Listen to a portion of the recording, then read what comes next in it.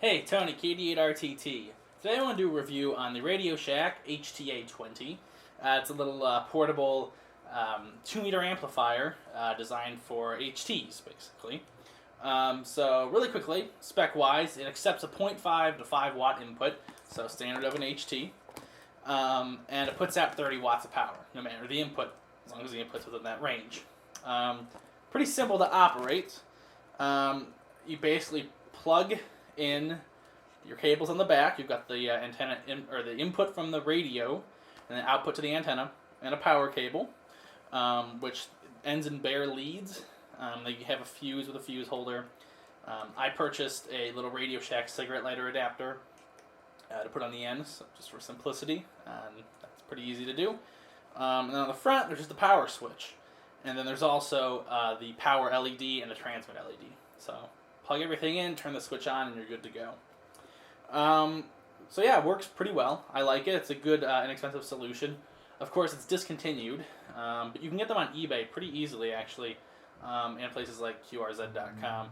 People are selling them all the time, and I got this one off of eBay myself. I think I paid around $50. Can't remember exactly, but it's a pretty good deal for that, considering there's not a lot of other options in that range.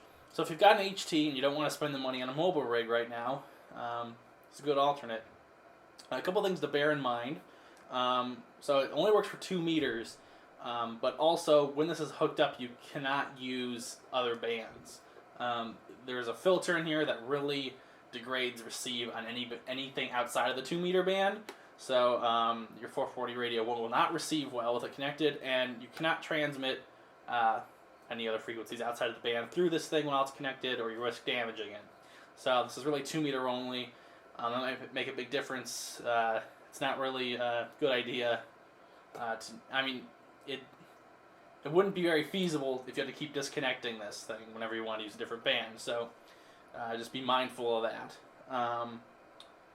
But I mean, it's nice and simple. It's not that expensive, and it does the job well. And it's got the name. There's a lot of information on these online. Like I said, there's probably plenty of other reviews because it was a pretty popular unit at its time. But it's solidly constructed from what I can tell. The top, it's all metal casing. The top is a giant heat sink, so make sure there's a little bit of room for ventilation when you install it. There's rubber feet on the bottom, so you can set it on a table if you want, or a counter, or whatever. But it works pretty well. So I know that, like I said, these are commonly available online. People are looking for an inexpensive option to up their HT's power, so I thought I'd do a quick video reviewing it. Personally, I like it. I don't use it very much anymore since I got a mobile rig, but it's not a bad idea to have around in case of an emergency, because I can power it off of a battery, whatever, and just get a lot more power out if I'm portable or whatever. So I still like it. I'm still keeping it, even though I don't use it very much. But all in all, I'd recommend it if you're looking for an option.